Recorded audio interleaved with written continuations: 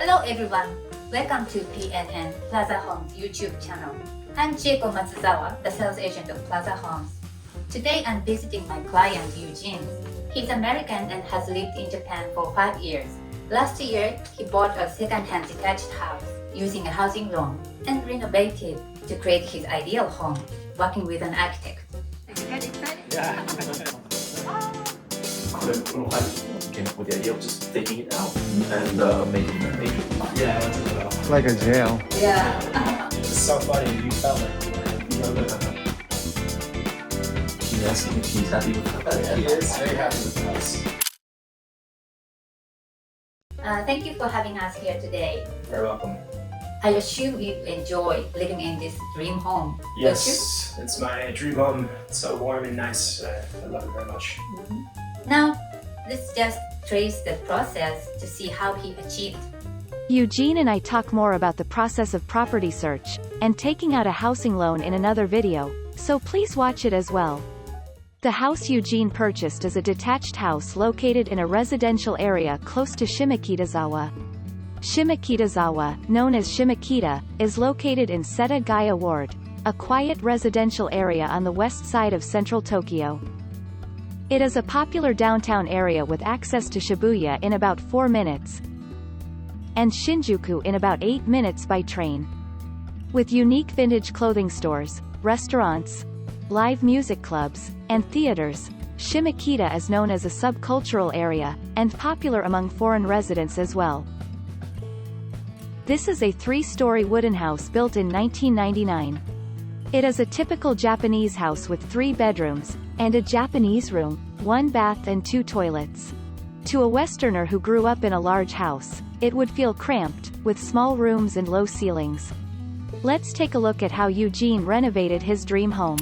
The exterior was in good condition, but the brick tiles and black front door give a heavy feel and a bit of an outdated design. Facade of the building was painted bright white, and wall and floor tiles were changed to a light gray to blend well with the white walls. The front door was also replaced with a white stylish door, giving a bright and clean impression.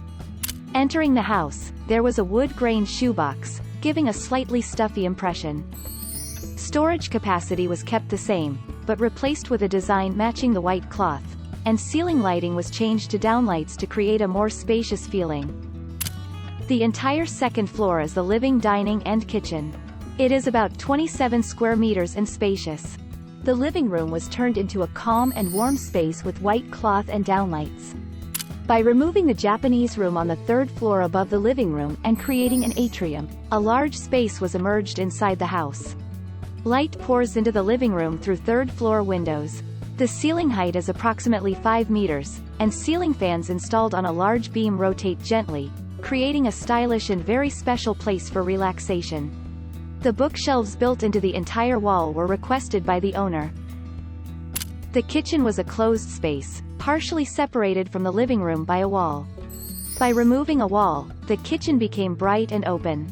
The wall between the kitchen and the stairs was widened as much as possible, and a counter table for dining was installed along the wall. The old wood-grained kitchen was removed, and a new usable system kitchen was installed. There is a toilet on the mezzanine floor. Upon opening the door, a jungle appears. The space is filled with the owner's sense of fun. The staircase is narrow and a bit dark.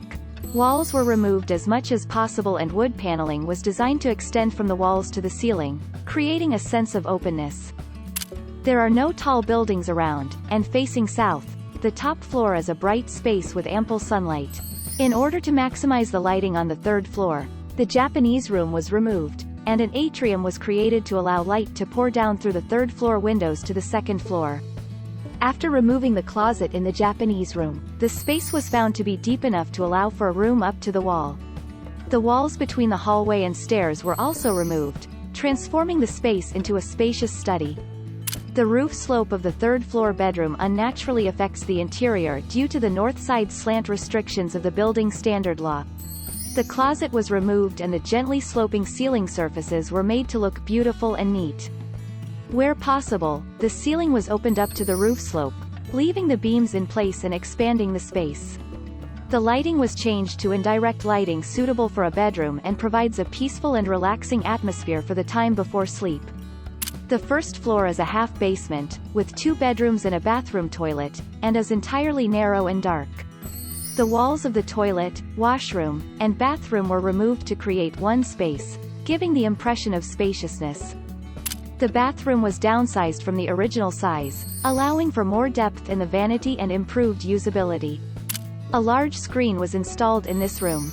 With special attention given to selecting the wallpaper and curtains, the room was transformed into a home theater.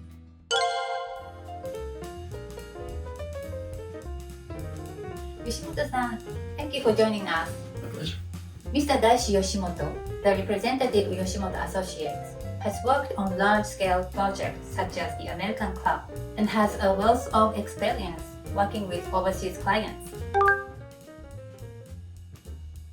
Yoshimoto-san, as a sales agent, I showed many foreigners pre-owned Japanese properties, and many of them concerned about the low ceiling and narrow aisle and small rooms. I assume you are familiar with conditions of overseas properties. And are there any aspects of Japanese property for foreigners to make it difficult to live in? Yes, like you say, in general, Japanese homes are quite a bit smaller than American or perhaps European homes. That's one. But even if you find a good size home in Japan, I think in general, Japanese homes are planned with a lot of walls. And I find that very different from maybe American European homes where, for example, the toilet in Japan, it's typically a separate room. Right. But like in America, you have the toilet within the bathroom. That's just one example. But the Japanese homes or even condominiums tend to have more walls and doors than a typical, American home. So I think removing walls and doors as much as possible will make the space feel more spacious. I see. We remove the walls around the toilet and made the toilet part of the vanity space. So it's more convenient. It's a connection between the toilet and the vanity and the bathroom. At least for me, it was important. And I'm sure Eugene, you feeling that convenience. Very much. And we removed probably half or more of the doors in the house, just like the door right here, upstairs, and so many other things we did to, like you say, bring more air and more light, and also to raise ceilings and make it just a little more spacious, maybe twice as wide as some hallways in Japan, so I needed the space. Originally, we didn't have this atrium in our plans, and in the original house, there was a Japanese room right here. Yeah, I remember. And when I came to see the house, it was the one space that got the most sunlight in this whole house. This room which had catch the sunlight. Right. But as I was planning how Eugene would use this new house, I felt like that space that gets the most sun would be rather underutilized because he has a space in the basement for his theater, or he has a small space here for his work. So how would Eugene use that Japanese room was a question. Yeah. We came up with the idea of just taking it out and making an atrium. By common sense, you would not want to lose floor space, right? Yes. Taking out floor is not easy. We cannot make a modification that would make the house unstable, of course, structurally. So that's the most important part. So, like you said, Eugene, we did a inspection, and we found out that the house would be safe and sound structurally, even after removing the floor. ちょうどだからこの畳のこのラインぐらいからになるのかな。ここの床を抜きたい。ここ抜きたい。こっち。ここが残る。この辺に手すりが来て、ここが穴が感じなんですけど、こういう今。で、この壁をできればですけど、半分ぐらい取りたいんですよね。wooden place. これって取っても取っちゃダメですよね。この針。Yeah, very small. There's a big gap. But that's like right where we want to end. I see, yes. Yeah. Yeah, that's fine. I mean, I don't mind the look. See the bricks? Yeah, dude. That's totally fine. No problem. That's good. This is just it. We did add a few bracing elements to maintain the stability of the house. I see. And of course, we did not remove any structural columns. Even when we remove some walls, we always keep the columns intact in the original position because that's very important Necessary. structurally. So inspecting the original, how the house is working structurally was the most challenging part, I think, in the initial phase of the design. Yes, and I remember when Daishi-san proposed maybe the third iteration of the design, after we had done a little bit of looking in the house, he proposed to remove an entire floor, basically the ceiling of this room that we're in now. Yes. And I remember looking at it and just thinking that was like the craziest idea. And I was like, absolutely not. But then, I came into the house and I looked and I understood what he was going for, which is to basically take the beautiful light that I mentioned that's on the top floor and bring it down into the middle floor. And it completely changed the feeling of the house. It's so much brighter and warm and airy. We have a huge fan on the top floor, and when it's turned on, there's just a column of cool air. It's completely transformed the house. So I was very grateful that Daishi-san proposed such a radical change. Yeah, I totally agree with you. And also we found the bonus space by taking out the walls. Yes, exactly. So during the destructive demolition, right? Or sorry, what's the word? Inspection demolition. So once I received the keys to the house and we started the project, we were able to take the plans we had and see how they actually fit within the structure of the house. Because up until that point, we can only guess where the cross beams are, where the foundation, is built of the house. And so we just smashed out all the walls. I didn't get to smash them down, but we smashed out all the walls and discovered this space on the top floor where it was basically just open air above some insulation. And so we realized we could reclaim some floor space just by removing some walls and building some support beams. And I think without removing all the walls in the house, we wouldn't have been able to find this. That's awesome. Yeah, I think so. Yeah, and it's interesting too that this demolition process and this discovery process informed a lot of the design details. Aside from the planning of the house, what was been removed and so on, was more, we realized that the wood beams, the structural beams are really quite beautiful. And so we had a choice to either remove that or like maybe put something over them, cover them some way, or to leave them exposed. And once we realized that we liked what this looked like, it informed the rest of the house, where now in many of the rooms in the house, you see the structural beams, you see the columns, and they're beautiful. They're very gorgeous pieces of wood. And so this kind of almost improvisational process was very unexpected for me. I didn't really think that we would have the opportunity to really to design it as we went, as opposed to just implement the plan. That was a wonderful part of this process, and it was so very nice to have a native level English speaker who I could challenge and ask why we were doing something, or to ask for reasoning behind certain decisions sometimes, and to push too, because I feel comfortable pushing him where, let's say, before the ceiling on the top floor was flat, but on the roof it's angled, and so there's an additional space in between the ceiling and the actual roof structure, and so I kept pushing. I want more space. I want more space. Keep finding how much we can take, and it was so nice to be able to do this to communicate this and also feel comfortable pushing in that way. So. It's interesting how by exposing the beams and columns, which were not intended to be exposed in the original construction of the house, it's very interesting that you can learn how the house is constructed. For example, at the end of these beams, you can see the metal connectors and the anchor bolts, and those details of the construction of the house, which were How it's all done. concealed, Yeah. but I never intended to be exposed. But now I think you appreciate every day by looking at those hardware, how the whole house is constructed. And for me, I think Interesting. that makes the house more interesting. Yes, when I sometimes I will be laying in bed and I will look and see one of these anchor beams, and it's so cool because I get to try and figure out like what the purpose of this is, and it does make me see the house in a different way.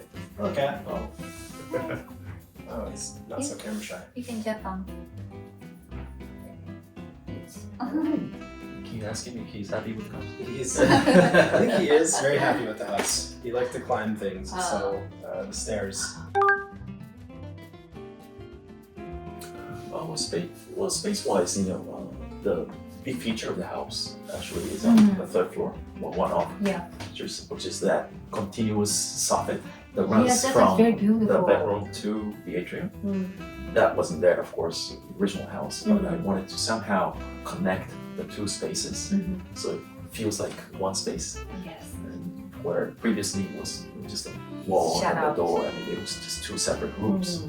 There was the corridor and there was the bedroom. Yeah. But now the bedroom and the study space and the atrium is all one integrated space. I see. And also we installed some indirect lights above the soffit, so at night it makes this whole space very the ambience is very nice with indirect light because like you were saying, Eugene, we raised the ceiling from a flat ceiling to a maximum height of the structure. Yeah. And I think, especially at night, with that tall ceiling being illuminated with indirect light, it makes the space feel even more spacious. Very spacious and very beautiful. Spacious, beautiful, relaxed. Yeah. It's actually one of the reasons why I was super interested in having Daiichi-san help, because on his portfolio that he had on his company's website, the lighting that he did was very beautiful. I found that some of the lighting in the Japanese mansions and the houses are very, I don't know quite the word, but they will have one central light in the middle of the room, and it's very white. It's very kind of fluorescent, not so nice, not so warm. And to see his lighting in the portfolio, it sold me very much. The indirect lighting is such a beautiful part of the house. Now I see sometimes light bulbs in the ceiling, and I'm kind of like this because I want them all to be so so soft and so beautiful. So Yeah, that's a beautiful point.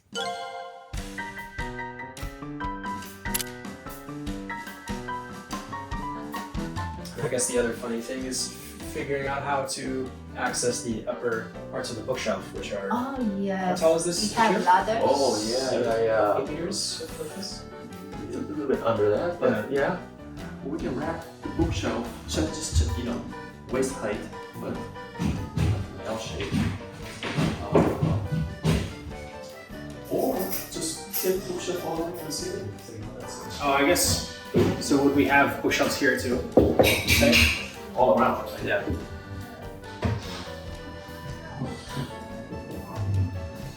Should we just do away with this one and make it full wall bookshelf? You will have the window upstairs. I think that sounds kind of good because this is just a wall. You're looking at the wall. Yeah, and if we're still getting the same amount of effective light, I think that's a really nice idea. Yeah. Or we needed to find a ladder that would fit, that could fit in the house, come through the house. So we had in the bottom floor there's a telescopic ladder, and it's very tall. I haven't used it yet. Haven't used it Oh, I yet. actually have for hanging the painting, but it's very big. Yeah, at one point we had this idea of creating a long ladder that's fixed, Like can move. Like or this. can slide sideways. But then we thought, well, if the ladder is there all the time, it's gonna cause a little bit of problem placing furnitures and Yeah, it takes take up some space. width, Yeah. width, So we ditched that idea and we decided to just purchase a telescopic ladder that he can just put it in storage. I see. Yeah, so since we're using so much wood in the house, there are not so many opportunities for wallpaper, and I think relatively minimal design is what we're going for. So but we have a water closet between the second and the third floor, and I wanted to try to go after something that's used in New York, where I'm from. New York City bars will have their bathrooms just feel like another planet or something. They have a very specific aesthetic, and they are courageous enough to pursue this aesthetic, and so it feels so different. And so I love cats, clearly, and I love big cats and small cats. And so we went to, I went by myself to Walpa, this store in Nebisu that imports wallpaper from all across the world. And I looked at probably 1,000 different wallpapers. I communicated to the employees, I love cats, I love leopards. Bring me everything that has cats or leopards. And so they brought me 15 different wallpaper books. That much. And then I found this one, which is gold accent green and has leopards on it and so on.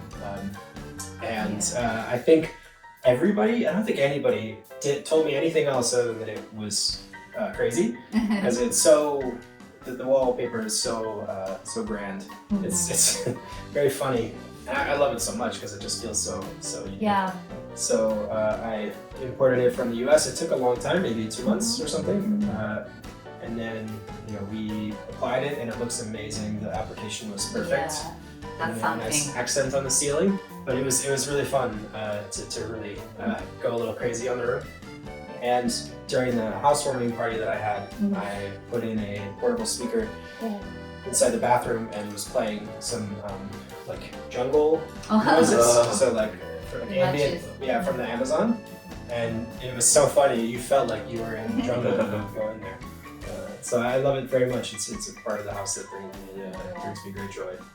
Even though it's a very specific style. I don't know if anybody I know would be interested in doing that style in their house. That's fun. Yeah, I think so. Lots of cats in this house. Lots of cats. Live cats and cats on wallpaper. One of the things that was important to me in the design of the house was that my closet would be open. Oh yes. Because I have so many silly, nice clothes and weird clothes and all these patterns and stuff. So I don't get to wear them all the time. And so now I get to see my closet. So I wake up and I see all my leopard stuff and all my weird things. So this was kind of important to me. And I think it adds this nice feel, a very casual feel to the bedroom that I really like. So, Part of our attempt to remove as many walls and doors as possible from the house. So removing the closet door. It was also part of making the house more like one space. I agree. Yeah, so originally on the plan we had the room in the bottom floor, there's a guest bedroom, there's a second room. We were going to turn this into a soundproof studio. But I realized I didn't actually need it for various reasons. So the usage of the room was sort of in question for some time. And then I found that there's a new style of projector that has made very significant progress in recent years. And so it allows for me to have a 100-inch movie screen in the theater in a very small space. And so I realized I could build the whole room around it. So I have a 100-inch projector screen, and then right in front of it an ultra short throw projector that does its beautiful, perfect. The room is 100% light isolated and about 95% noise isolated. Massive, huge couch, and I was trying to figure out what to do with the curtains in the room and the accents.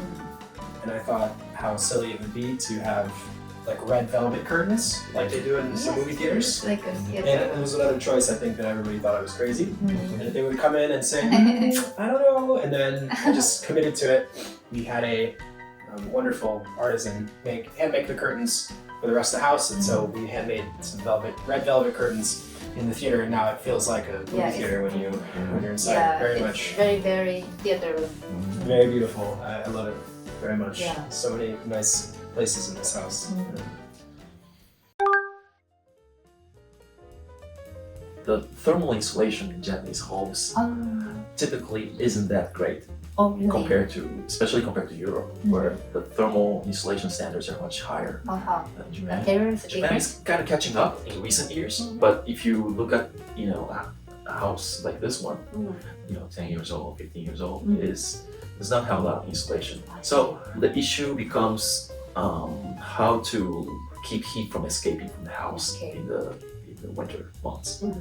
And so we replaced the glass. It was just a Glass door. single pane glass all around.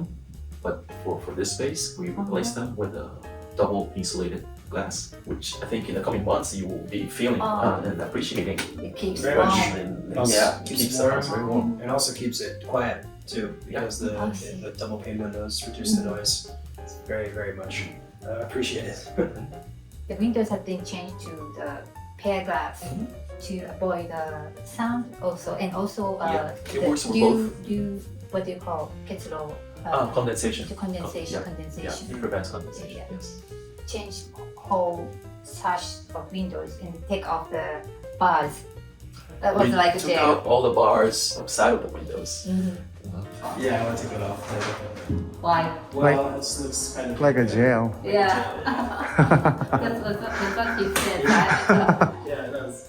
It feels so weird. Yes. That was a Very much a me request. Yeah. So the house all along the bottom floor and some on the upper floors, there are these big metal bars outside the windows to protect people from stealing. Yeah. But we're in Japan, so it's not so much of a concern for me. And so I thought it sort of it was very important for me to remove those bars.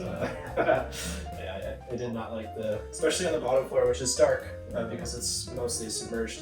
The bars on the outside made it feel like a jail cell or something. So now it's much nicer. Yeah. Now you feel like Yes. it's free. Yes, but I asked for this many times, and even though I think Diego may push back a little bit. She's like, "Are you sure you want to remove these? These are for safety." Yeah. And I was like, "Yes, I want to remove them. Yes, please remove them." So funny.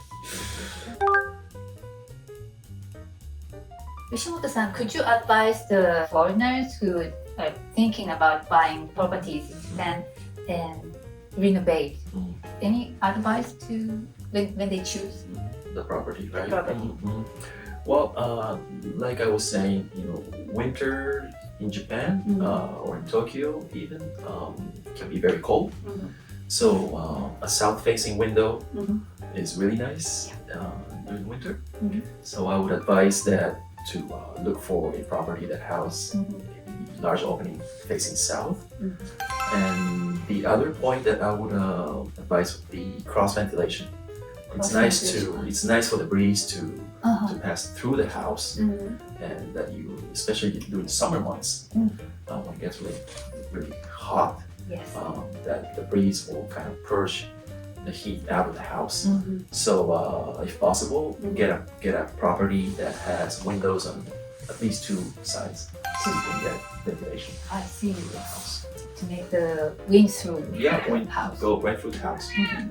Eugene-san, Yoshimoto-san, thank you very much for today. Thank you. Thank you. With Eugene's passion and Yoshimoto-san's approach to creating a comfortable home by maximizing the benefits of the house, it has been transformed into a beautiful home. Renovation ideas were plentiful, aiming to create more space even in Japanese houses, which may feel smaller to foreigners. If you are interested in purchasing real estate or would like to find your ideal home like Eugene, please contact us at PLAZA HOMES.